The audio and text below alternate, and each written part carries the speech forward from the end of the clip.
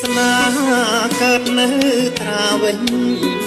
ខេត្តខ្ញុំពោពេញសម្បត្តិវប្បធម៌មានសារៈមន្ទីរស្នាដៃបវរពីកាលដំណតពីដូនតាអើយតពីដូនតាត្រាវិញខេត្តខ្ញុំមានគូស្រាំងស្រី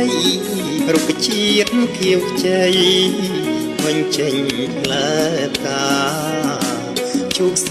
ក្រហមសំរងស្រងថ្លាគុណខបនេត្រាទាំងសចរឆ្ងាយចិត្តអើយ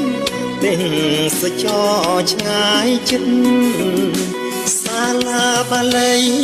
ទៅបានសាងសង់នៅក្បែរវត្តអង្គរចនាវិចិត្រគឺជាគ្រឹះស្ថានដ៏ល្អប្រណិតប៉ុនដងកលបុតនៅគ្រប់ទាំងទីអើយនៅ